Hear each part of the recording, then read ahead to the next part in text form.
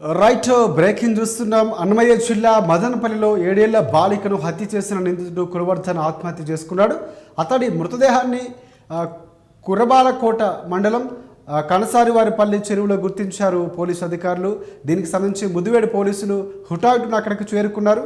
So కులవర్ధన్ ఆత్మహత్య చేసుకుని చనిపోయినట్లు అక్కడ అనుమానిస్తున్నారు. పోలీసులు ఇంకా పూర్తి వివరాలు తెలియాల్సి ఉంది, ఇంకా పోలీసులు చెప్పాల్సిన అవసరం ఉంది. సో కులవర్ధన్కి సంబంధించి నిన్నటి నుంచి పరారులో ఉన్నాడాయన. దానికి సంబంధించి చివరికి శవమై తేలాడు. సో దాదాపుగా చూసుకుంటే కులవర్ధన్కు సంబంధించి చాలా అంశాలు బయటకు వచ్చాయి. ఆంధ్రప్రదేశ్కు సంబంధించి సంచలనంగా మారినటువంటి ఈ అంశంపై విపక్ష అధికార పార్టీలు కూడా స్పందించాయి. ఇది అన్నమయ్య జిల్లా మదనపల్లిలో చిన్నారిని దారుణంగా హత్య చేసినటువంటి కేసులో నిందితుడు ఎవరైతే ఉన్నాడో కులవర్ధన్కు సంబంధించి ఆయన ఆత్మహత్య చేసుకున్నాడు. కురబలకోట సంబంధించి మండలం అలాగే కనసారివారిపల్లి దగ్గర చెరువులో అతని మృతదేహం లభించింది. అక్కడ గుర్తించారు ఆయనగానే. సో వెంటనే ముదివేడు పోలీసులు ఘటనా స్థలానికి చేరుకున్నారు. నిందితుడు కులవర్ధన్ చెరువులోకి దూకి ఆత్మహత్య చేసుకున్నట్లు కూడా పోలీసులు ఇప్పుడు ప్రాథమికంగా అనుమానిస్తున్నారు. అతని మృతదేహాన్ని పోలీసులు పోస్ట్ మార్టం నిమిత్తం ఆసుపత్రికి తరలించారు. సో ప్రధానంగా ఈ అంశం అనేది చాలా కీలకంగా మారింది. అంటే ఎంత కర్కశంగా ఆలోచిస్తారా? సో పక్కనున్న వారే ఎవరు నమ్మాలో తెలియదు. ఎందుకు చేశాడో హత్య కూడా పూర్తిగా తెలియట్లేదు. తన మీద చాలా అంశాలు వినిపిస్తున్నాయి.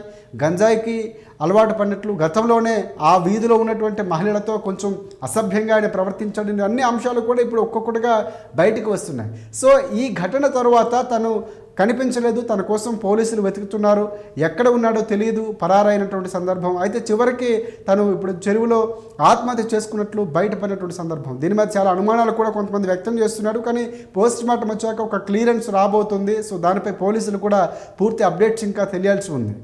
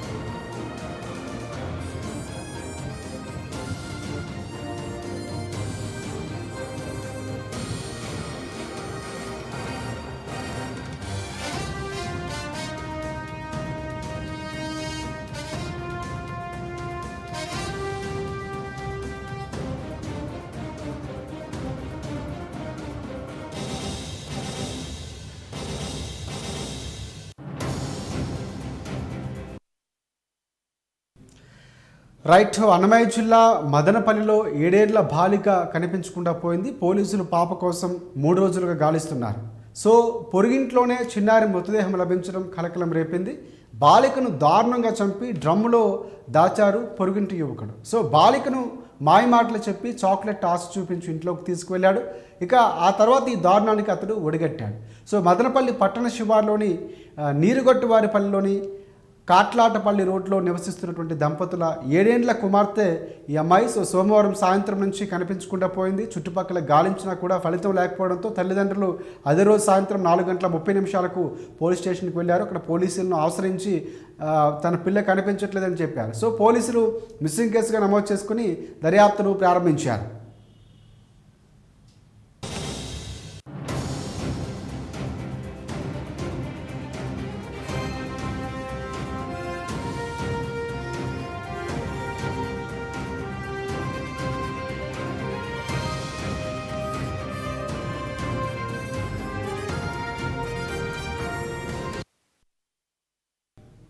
రైట్ అయితే దీనికి సంబంధించి పోలీసులు కంప్లైంట్ ఇచ్చిన తర్వాత సో సీసీ ఫుటేజీలు పరిశీలించారు, దానికోసం వెతకడం ప్రారంభించారు. ఈ క్రమంలో ఇంటి పక్కనే నివసించేటటువంటి కులవర్ధన్ అనే యువకుడు బాలికను తీసుకువెళ్ళినట్టుగా పోలీసులు ఎట్టకేలకు గుర్తించారు.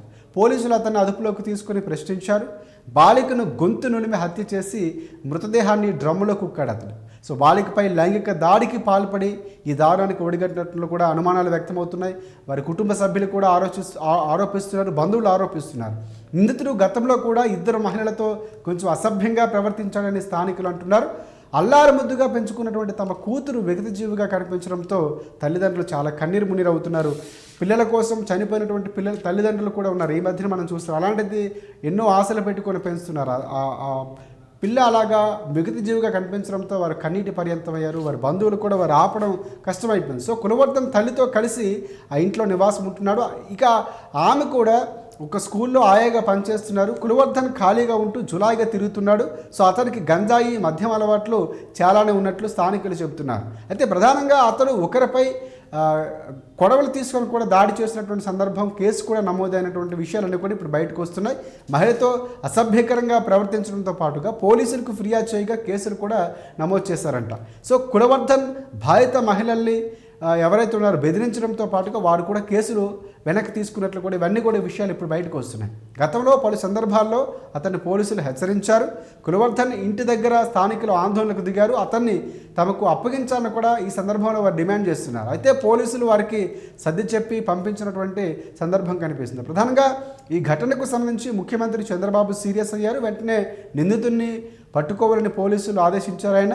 సో అలాగే బాలిక తండ్రితో హోంమంత్రి వంగలపూడి అనిత ఎవరైతే ఉన్నారో ఆమె ఫోన్లో మాట్లాడినటువంటి అంశం తెలిసిందే. సో అలాగే రాయలసీమ డిఐజీ కోయ ప్రవీణ్ మదనపల్లికి స్వయంగా అక్కడికి వెళ్ళారు. అక్కడ పరిస్థితిని పర్యవేక్షించారు. అయితే ఈ ఘటన తర్వాత కులవర్ధన్ పరారైనటువంటి సందర్భం తెలిసిందే. అతని కోసం పోలీసులు గాలించారు.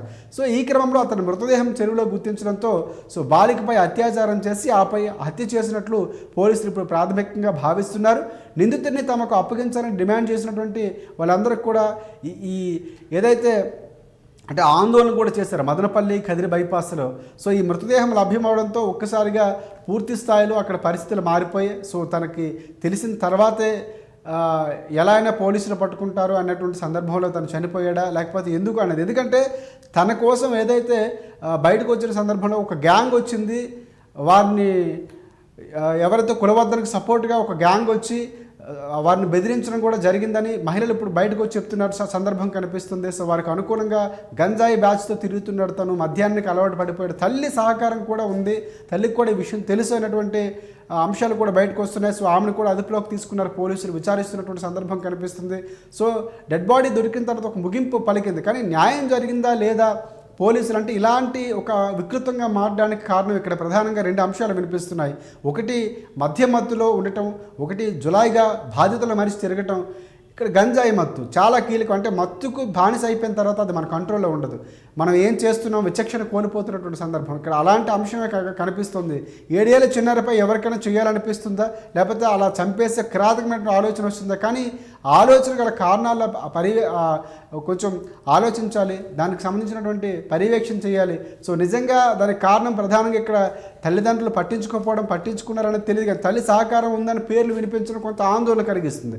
సో అక్కడ కొంతవరకు ఏం చేస్తున్నారు పిల్లలు దృష్టి పెట్టాల్సిన బాధ్యత తల్లిదండ్రులపై ఉంటే వారు ఏ అలవాట్లోకి వెళ్తున్నారు యువత కూడా తెలుసుకోవాల్సిన అవసరం. సో అది ఈరోజు ఒక జీవితంలో కుటుంబంలో విషాదం నింపింది. తను కూడా ఆత్మహత్య చేసుకున్నాడు. ఇప్పుడు ఆ కుటుంబం బాగా సస్టైనబుల్గా బతకగలదా సమాజం అంటే